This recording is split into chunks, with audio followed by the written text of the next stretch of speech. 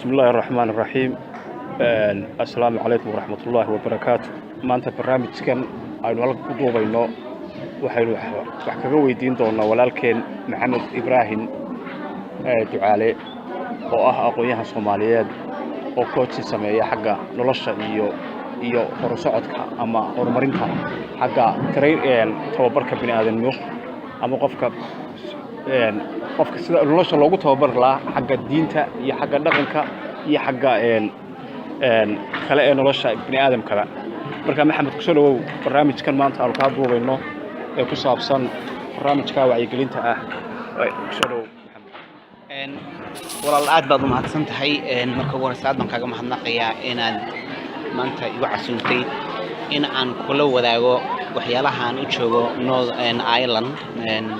dal Dublin u joogo oo aan in badanba intii hadda muddo 10 sano bay ku dhowday hadda intaan maxamed barnaamijkeena aynaan u galin waxaan ku weydiin lahaa horta taariikhdaada kooban iyo magacaaga iyo barnaamijka aad inta badan wacyigelinta aad ka samayso noo faahfaahin walaal aad baad mahadsan tahay aniga magacayga waxa la yiraahdaa maxamed ibraahim ducaale waxaan deganahay magaalada London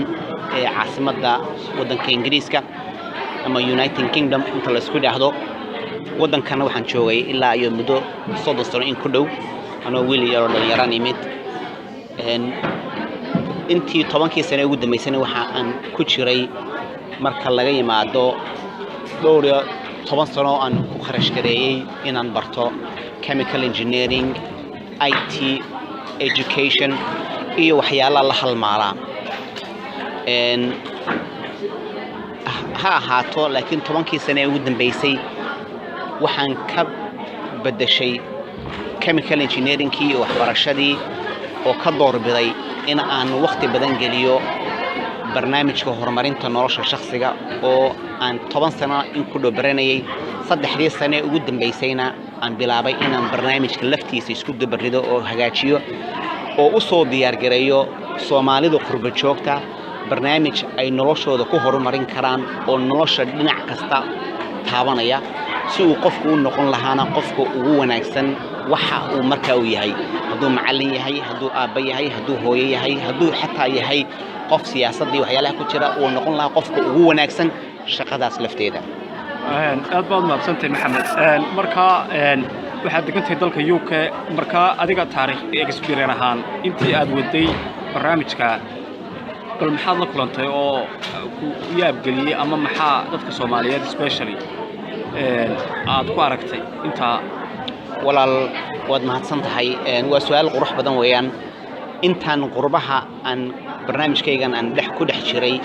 waxaan la kulmay dad fara badan oo meelba nolosha hakad kaga jira dad noloshii la qabsan la dad noloshii Soomaaliya iyo noloshan qurbaha meel dhexe ku ah maartay hakad kaga jira dad iyagu aan toodina la haysanin tan cusub ay hadda soo dhex galeena ku jahwareeray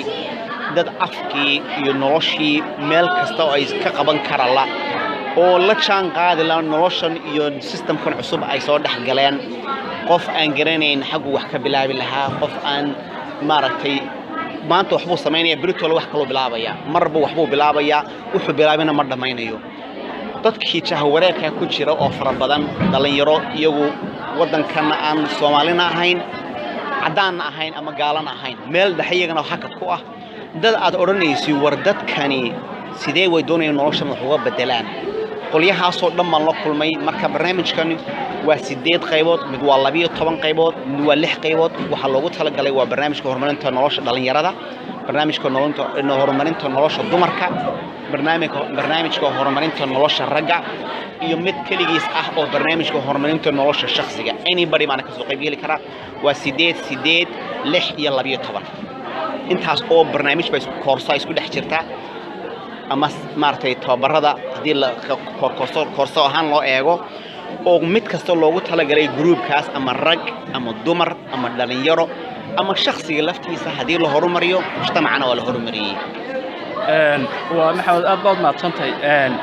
marka barnaamijyada inta badan waynu arkaynaa maanta inaad magaalada Dublin timid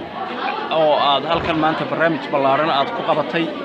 oo runtii aad looga faa'iidaystay dadkuna saan arkayna kaaga mahad celinayeen si waditaankeega ama in barnaamijyada la socdo xasoo loo heli karaa walaal waxa loo heli karaa hadda barnaamijka waxaan ku dhigaa taleefanka ama si toos ah u soo tabiya wadamada oo adduunka oo dhan aada waxaan nasiib u yeeshay inaan wadamo badan tagi karo oo aanan lahayn maaragtay wax restriction ah ee Mareykanka 20 waxaan haystaa 20 sano oo visa haysta anytime aan aadi karaa aan ku noqon karaa Europe oo kale sidoo kale Africa oo kale marka ama toos baan u dhigaa waa sida maanta Dublin oo ka waa la soo dalbaday waan u yimid waan u dhigay si toos ah 2 cisho iyo badh baan la joogay hadana waan noqonay hadana wax ku xigta wadamada kale Norway Sweden UK lafteeda Birmingham UK dhexdeeda aad baan ugu taraafalaa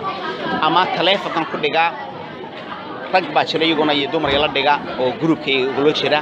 oo laakiin anigu isku soo dibaraday iyaga laftooda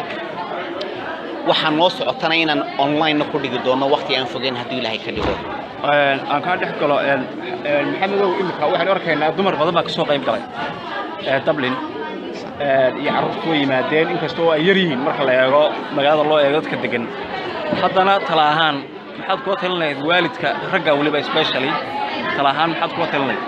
wallahi waalidka ragga ah ee dhibaatada weyn ee ka jirta mujtamaceena qurba joogta horumarka iyo waxqabadka waxa uga gama faradhuuban dumarka oo aad moodid inay carruurtii iyo reerkii iyo horumarkii iyaga ayaa ku hawlan oo diyaar u ah inay horumaraan raggii waxaad moodaa fadhi ku dirirkii bay la macaansadeen oo meel kasta ay joogaan wadanka gudihiisa iyo banaankiisa waxay ka bixi karayeen fadhi ku dirirkaas laakiin waxaan kula talin lahaa ragga iyagu dhageysanaya maanta dhagahooda ina amaanayay oo aan uga mahadnaqay inay dhageysanayaana in ay u istaagaan nimnimadooda iyo ragganimadooda oo ay hormood ka noqdaan qoysaskooda horumarkooda iyo iyaga horumarkooda una noqdaan dad ku dayasho mudan oo diyaar u ah inay iyagu hormood u noqdaan horumarka farxadda iyo liibaanta qoyska iyo ilaalinta iyo isku dubaridka iyo horumarka qoyska maxamed waxaan arrin yaan ku weydiin lahaa ku saabsan xagga qoyska waxa jira burbur weyn oo xagga qoyska qurbaha sanadihii u dambeeyay 12 sano u dambeeyay jiray adiga aragtay ahaan saameyn intee lagu ku yeelan karaa ubadka iyo carruurta dhibaatada ugu weyn ee ka timaada burburka qoyska dhibaatada ugu weyn ee ka timaada burburka qoysku waxa ay toos u taabataa oo saamaysaa carruurta way carruurtu iyagu dadka waaweyn waxay isku haystaan oo ay ku kala tagayaan ama ay ku loolamayaan guur qoyska dhexdiisa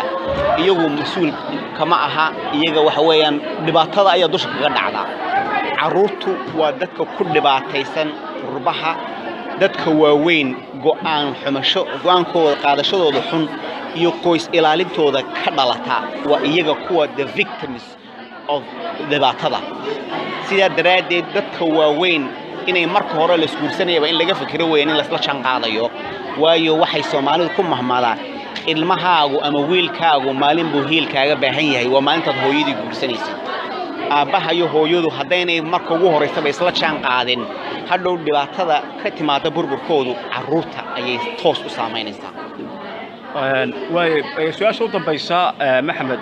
waxa ku saabsan dalkan Ireland uu ka duwan yahay dalkan kale ee Europe marka la eego dadka Soomaaliyeed ee ku dhaqan way ka yar yihiin xagga aqoonta iyo xagga dadka wax bartay iyo dadka kale ee iyaguna laftigoodu way ku yar yihiin marka maadaama aan ku noolnahay bulsho noocan ah oo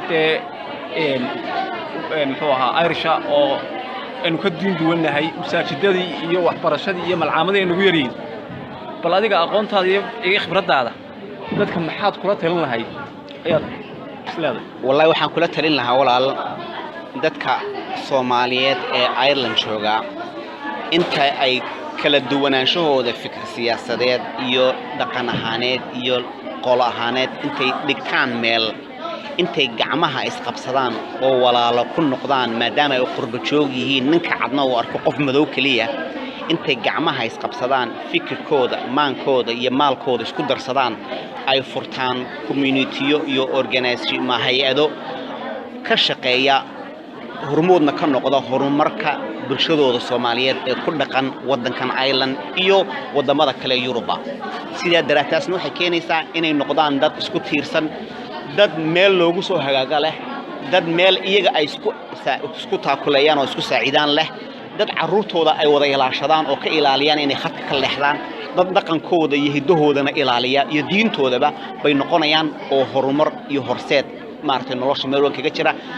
dadkan ay dawladdan iyo wadankan Ireland wax ku soo kordhiyeen maadaama ninka tiisa daryeela tukalna ku dari karo marka iyagu wax noqdaan